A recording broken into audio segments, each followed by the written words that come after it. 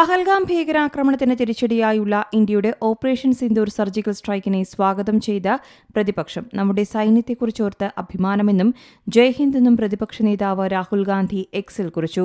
രാജ്യത്തെ ഓർത്ത് അഭിമാനമെന്ന് Congress M P Sasi തരൂരും എക്സിൽ കുറിച്ചു. രാജ്യം സേനയ്ക്കൊപ്പമെന്ന് മുതിർന്ന കോൺഗ്രസ് നേതാവ് ജയറാം രമേശും എക്സിൽ കുറിച്ചിട്ടുണ്ട്. ഇന്ത്യ നടത്തിയ സർജിക്കൽ സ്ട്രൈക്കിനെ കോൺഗ്രസ് സ്വാഗതം ചെയ്തു.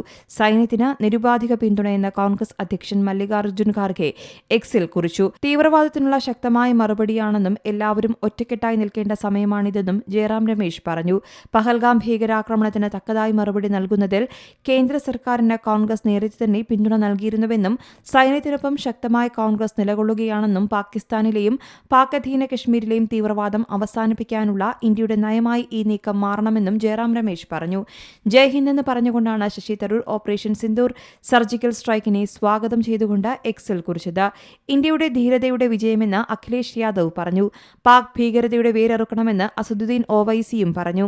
അതേസമയം പാക് ആക്രമണത്തിന് പിന്നാലെ സോഷ്യൽ മീഡിയയിൽ ഹ്രസ്വ പ്രതികരണവുമായി വിദേശകാര്യമന്ത്രി എസ് ജയശങ്കറും രംഗത്തെത്തി. ലോകം തീവ്രവാദത്തോട് ഒട്ടും സഹിഷ്ണുത കാണിക്കരുത് എന്നാണ് ഓപ്പറേഷൻ സിന്ദൂറിന്റെ ചിത്രത്തിനൊപ്പം അദ്ദേഹം എക്സിൽ കുറിച്ചത്. News desk Zee Malayalam news. ഏറ്റവും പുതിയ വാർത്തകളും വിശേഷങ്ങളും വിരൽ തുമ്പിലറിയാൻ സീ മലയാളം ന്യൂസ് എല്ലാ ഡിജിറ്റൽ പ്ലാറ്റ്ഫോമുകളിലും ലഭ്യം.